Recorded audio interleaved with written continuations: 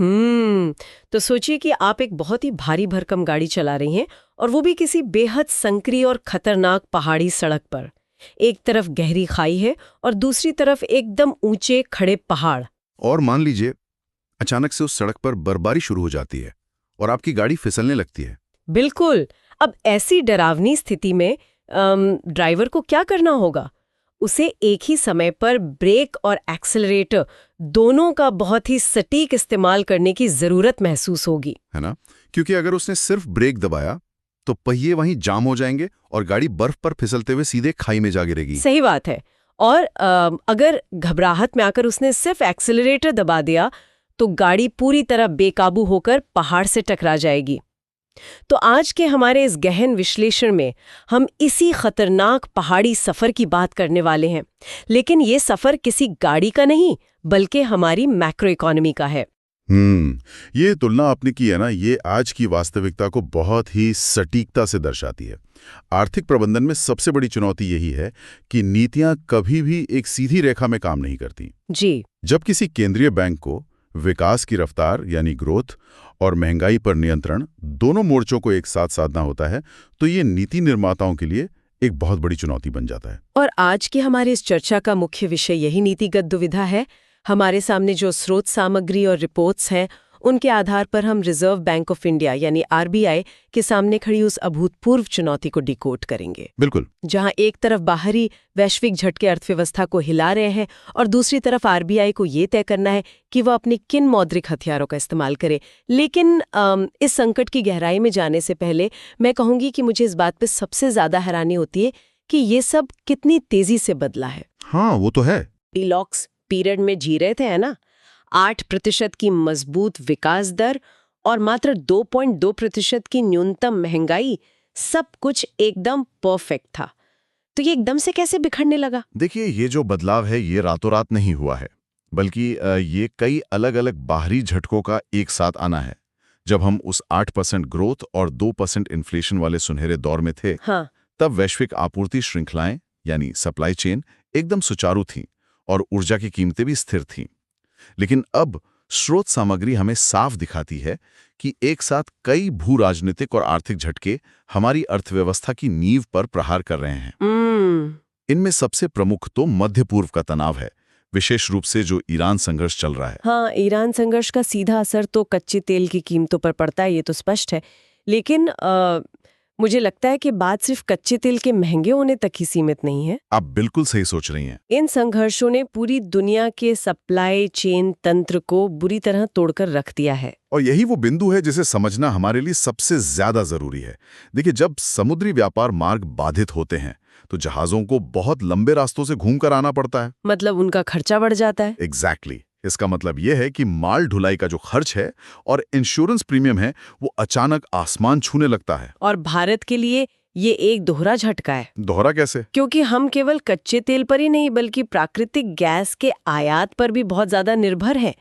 हमारी ऊर्जा का एक बहुत बड़ा हिस्सा लंबे अनुबंधों और स्पॉट मार्केट से आता है। तो जब वैश्विक संकट आता है तो गैस की कीमतें बेतहाशा बढ़ जाती हैं। और स्रोत सामग्री के अनुसार तो इस ऊर्जा संकट का स्तर इतना ज्यादा गंभीर हो गया है कि कमर्शियल बिजनेस के लिए गैस की राशनिंग तक की नौबत आ गई है। बिल्कुल, राशनिंग की नौबत है। अब अगर हम इसे जमीनी स्तर पर समझें तो मान लीजिए कोई मैन्युफैक्चरिंग प्लांट है, उसे अपना टरबाइन चलाने या भट्ठी गर्म रखने के लिए लगातार गैस चाहिए। अगर उसे गैस ही न मिले तो उसका पूरा प्रोडक्शन उसी क्षण रुक जाएगा। और उत्पादन रुकने का सीधा मतलब क्या है? सप्लाई में कमी, जो अंततः फिर से महंगाई को ही जन्म देती है। तो ये एक पूरा दुष्चक्र बन जाता है। और इसके साथ ही इन बाहरी झटकों के कारण जो विदेशी मुद्रा बाजार में उथल-पुथल मची है ना, वो स्थिति को और भी खतरनाक बना रही है। रिपोर्ट बताती है कि डॉलर के मुकाबले रुपया 95 के स्तर को पार कर चुका है। 95 रुपए प्रति डॉलर का आंकड़ा तो मनोवैज्ञानिक रूप से भी और आर्थिक रूप से भी एक बहुत बड़ा झटका है। मतलब अगर कोई स्थानीय कंपनी है, मान लीजिए कोई इलेक्ट्रॉनिक्स मैन्युफैक्चरर है जो ताइवान या चीन से माइक्रोचिप्स मंगा रहा है, तो बिना उसकी किसी गलती के केवल इस एक्सचेंज रेट के कारण उसकी वर्किंग कैपिटल की लागत तो रातों रात बढ़ गई। बिल्कुल। और यहीं से वो चेन रिएक्शन शुरू होता है जिसकी हम बात कर रहे थे। जब आयात महंगा होता है तो कंपनियों का मुनाफा कम होने लगता है। तो फिर वो अपना नुकसान उपभोक्ताओं पर डाल देती हैं। हाँ, वे इस बढ़ी हुई लागत का कुछ हिस्सा हम और आप जैसे उपभोक्ताओं पर पास कर देती हैं, जिससे खुदरा महंगाई बढ़ती है। लेकिन इस पूरे भू-राजनीतिक और करेंसी संकट के बीच एक और अनियंत्रित कारक जुड़ गया है। मौसम का मिजाज। जी, अल नीनो का प्रभाव।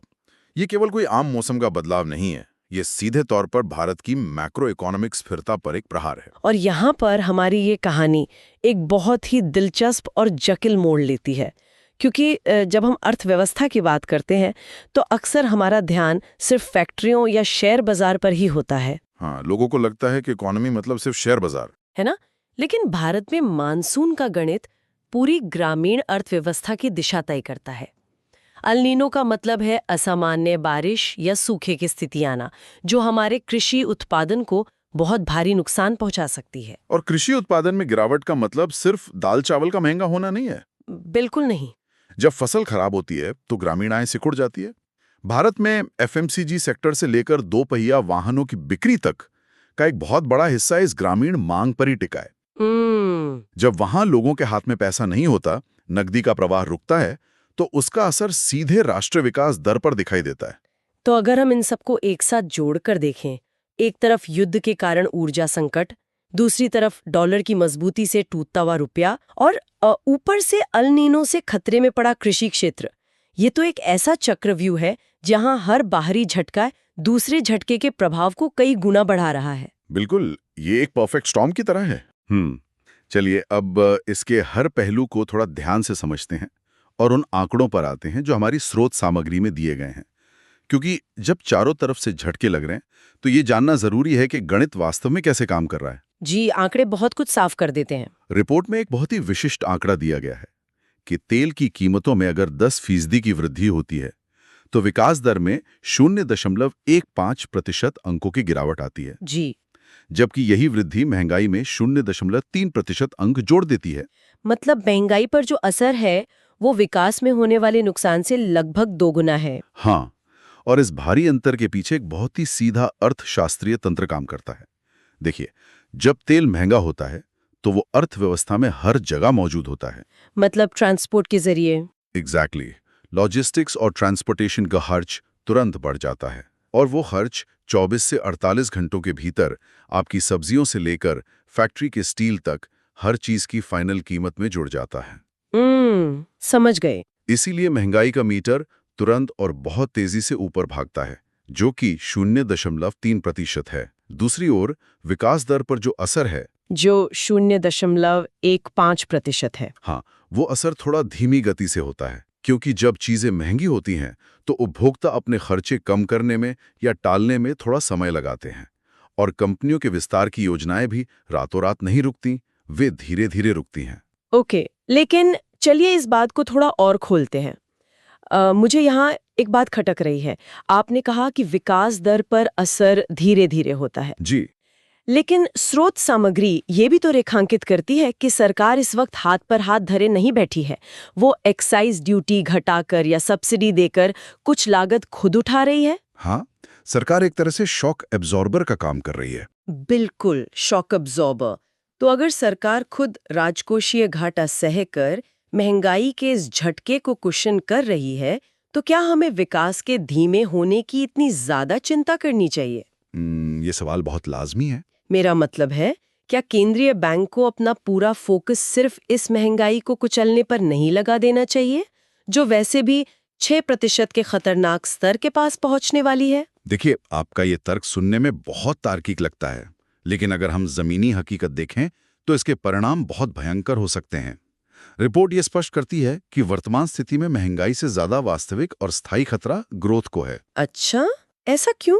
क्योंकि सरकार ईंधन पर टैक्स कम करके घरेलू स्तर पर पेट्रोल डीजल को तो थोड़ा सस्ता कर सकती है, लेकिन वो अंतर्राष्ट्रीय बाजार में जो $95 प्रति डॉलर की दर चल रही है उसे सब्सिडी नहीं दे सकती। मतलब इम्पोर्टेड इन्फ्लेशन की अपनी एक सीमा है जिसे राजकोषीय उपायों से या कह लें कि टैक्स कम करके नहीं रोका जा सकता। बिल्कुल नहीं रोका जा सकता। जब रुपए की भारी कमजोरी और गैस की राशनिंग एक साथ होती है तो समस्या सिर्फ ये नहीं रहती कि कच्चा माल महंगा हो गया है। तो फिर असली समस्या क्या है? असली समस्या ये हो जाती है कि कई छोटी और मझोली कंपनियों के लिए उस कच्चे माल तक पहुंच ही असंभव हो जाती है। वो उसे खरीद ही नहीं पाती। जब मशीनें रोकती हैं और कैपेसिटी यूटिलाइजेशन गिरता है तो इसका सीधा असर लोगों के रोजगार पे पड़ता है। ये तो बहुत डरावना है। हाँ, सरकार महंगी चीजों पर थोड़ी टैक्स छूट दे सकती है, लेकिन अगर फैक्ट्री बंद होने से नौकरियां ही खत्म हो जाएं तो इकोनॉमी में जो ढांचागत नुकसान होगा ना, उसे ठीक करने में कई साल लग जाएंगे। सही बात है। महंगाई का दंश आपको कुछ तिमाहियों तक दर्द देता है, लेकिन विकास चक्र का टूटना पूरी अर्थव्यवस्था को एक गहरे अवसाद या कह लें रिसेशन में धकेल सकता है। तो ये बात एकदम साफ है कि इस शॉक एब्जॉर्बर की भी एक एक्सपायरी डेट होती है और सरकार हर चीज की भरपाई अपने खजाने से नहीं कर सकती। बिल्कुल सही। तो अब यहाँ से हम उस सबसे बड़े सवाल पर आते हैं जो इस वक्त मौद्रिक नीति समिति यानी एमपीसी के सामने है। जी, जब इन्फ्लेशन 6% की ओर भाग रहा है और ग्रोथ पर भी इतना भारी दबाव है, तो ऐसे में आरबीआई क्या कदम उठाए? पारंपरिक अर्थशास्त्र का नियम तो यही कहता है ना कि जब महंगाई हद से बाहर जाए तो बाजार से तरलता सोखने के लिए ब्याज दरें तुरंत बढ़ा दी जानी चाहिए। और यहीं पर हमारी ये रिपोर्ट एक बहुत ही महत्वपूर्ण और थोड़ा हटकर दृष्टिकोण सामने रखती है। रिपोर्ट इस बात पर जोर देती है कि इस खास परिस्थिति में आक्रामक रुख अपनाने के बजाय अत्यधिक सावधानी की जरूरत है। सावधानी मतलब इसमें ब्याज दरों को स्थिर रखने की वकालत की गई है, बढ़ाने की नहीं। क्योंकि अगर अभी ब्याज दरें बढ़ाई गई तो ये उन कंपनियों के ताबूत में आखिरी कील ठोकने जैसा होगा जो पहले ही 95 रुपए के डॉलर और टूटी हुई सप्लाई चेन से जूझ रही हैं। एकदम सटीक। आप खुद सोचिए, अगर आरबीआई रुपए को बचाने के लिए या उस 6% की महंगाई को नीचे लाने के लिए अचानक ब्याज दरें बढ़ा दें तो बैंकों के लोन बहुत महंगे हो जाएंगे। हाँ, ईएमआई बढ़ जाएगी। न सिर्फ ईएमआई, बल्कि एक कंपनी जो पहले ही महंगे आयात के कारण अपना वर्किंग कैपिटल जुटाने के लिए संघर्ष कर रही है, उसे अब बैंक से कर्ज लेने के लिए भी भारी कीमत चुकानी पड़ेगी। और इसका नतीजा होगा अर्थव्यवस्था में एक बहुत ही दर्दनाक मंदी।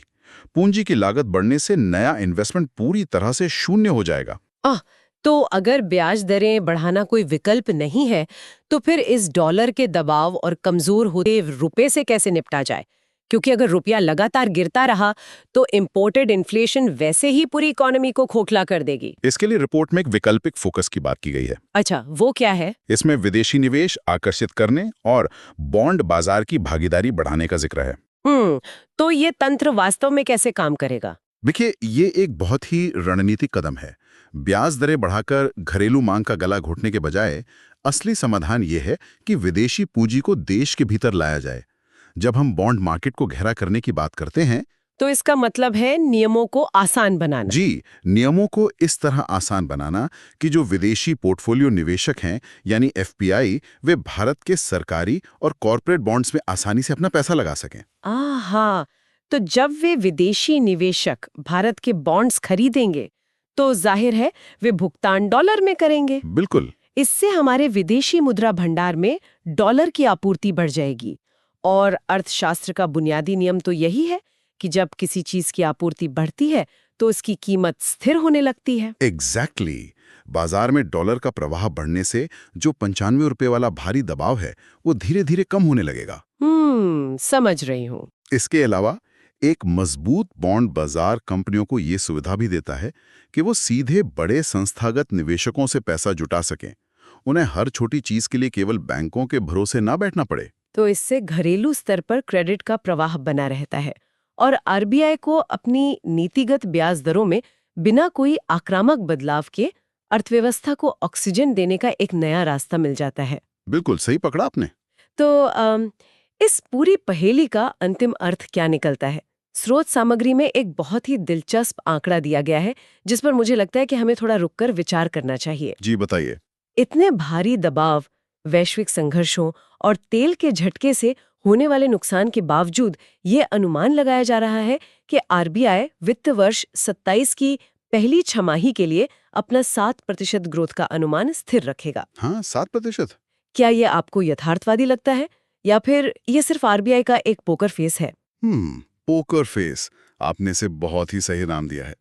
देखिए, अर्थशास्त्र में सब कुछ केवल स्प्रेडशीट और गणित के फॉर्मूलों पर नहीं चलता है। हाँ, ये तो हमने देखा है। ये बाजार के मनोविज्ञान और धारणा पर बहुत गहराई से निर्भर करता है। 7% ग्रोथ का अनुमान बनाए रखना केवल कोई सांख्यिकीय भविष्यवाणी नहीं है, ये केंद्रीय बैंक द्वारा बाजार को दिया गया एक मजबूत संकेत है। मतलब ताश के खेल में जैसे एक अनुभवी खिलाड़ी होता है, भले उसके हाथ में पत्ते कमजोर हों, लेकिन वो अपने चेहरे पर इतना दृढ़ विश्वास बनाए रखता है कि सामने वाला डरकर खुद ही गलती कर बैठे। ठीक वैसे ही अगर देश का केंद्रीय बैंक खुद आकर कह दे कि भाई बाहरी झटकों के कारण हम अपनी विकास दर का अनुमान भारी मार्जिन से गिरा रहे हैं, तो सोचिए क्या होगा। बाजार में पैनिक फैल जाएगा, एक भयानक निराशावाद फैल जाएगा।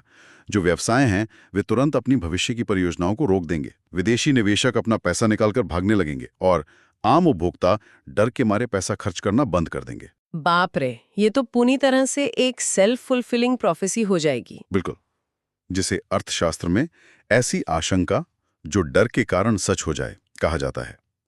अंततः जो मंदी हम रोकना चाहते थे वो केवल उस डर और नकारात्मक मनोविज्ञान के कारण वास्तविकता में बदल जाएगी। इसीलिए विश्वास का ये लंगर डालना बहुत जरूरी होता है, ताकि पर्दे के पीछे बॉन्ड बाजार और तरलता प्रबंधन जैसे उपाय शांति से अपना काम कर सकें। ये समझना वास्तव में आंखें खोलने वाला है कि कैसे वैश्विक कूटनीति, समुद्र में चलने वाले जहाजों के रास्ते और यहाँ तक कि मौसम का मिजाज भी सीधे तौर पर केंद्रीय बैंक के बंद कमरों में लिए जाने वाले निर्णयों से जुड़े होते हैं। बिल्कुल जुड़े होते हैं। इस पूरे विश्लेषण से एक बात तो स्पष्ट होती है कि ये जानकारी केवल कुछ बड़े अर्थशास्त्रियों या संस्थानों के लिए नहीं है। ये नहीं, ये हम सभी के लिए है।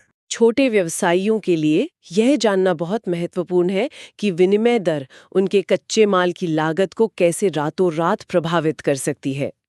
नौकरी पेशा वर्ग के लिए यह समझना जरूरी है कि मौद्रिक नीति में विकास को प्राथमिकता देने का सीधा अर्थ उनकी खुद की नौकरी की सुरक्षा से जुड़ा है। सही कहा। और यहाँ तक कि बाजार से जो लोग होम लोन या ऑटो लोन लेते हैं, उनके लिए भी ब्याज दरों की दिशा पूरी तरह से इसी नाजुक संतुलन पर निर्भर करती है। देखिए, ज्ञान और इस सूचना की सही समझ ही इस भारी अस्थिरता के बीच हमारा सबसे बड़ा सुरक्षा कवच है। बिल्कुल।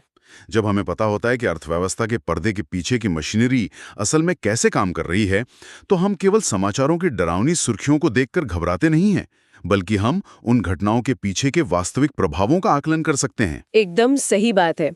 तो आज की इस चर्चा के अंत में मुझे लगता है स्रोत सामग्री से परे एक ऐसा सवाल छोड़ना आवश्यक है जो हमें भविष्य की आर्थिक दिशा के बारे में सोचने पर मजबूर करे। जी बिल्कुल। आज हमने देखा कि कैसे बाहरी झटके मौद्रिक नीति को लगभग पंगु बना सकते हैं, लेकिन अगर अल नीनो जैसे गंभीर जलवायु परिवर्तन और ये जो भू राजनीतिक संघर्ष है, अगर ये अप्रत्याशित घटनाएं अब केवल कभी कभार होने वाले अपवाद नहीं रह गई हैं, बल्कि वैश्विक अर्थव्यवस्था का नया सामान्य या न्यू नॉर्मल बन चुकी हैं, जो कि लग ही रहा है, तो सवाल ये उठता है कि क्या दुनिया भर के केंद्रीय बैंक अपनी 20वीं सदी की पारंपरिक नीतियों से, जैसे सिर्फ ब्याज दरों को घटाने या बढ़ाने के हथियारों से, इस 21वीं सदी के जटिल और अप्रत्याशित युद्ध को कभी जीत पाएंगे? ये बहुत ही गहरा सवाल है। या फिर अर्थशास्त्र को अपने बुनियादी सिद्धांतों को ही फिर से लिखने की जरूरत आ पड़ी है?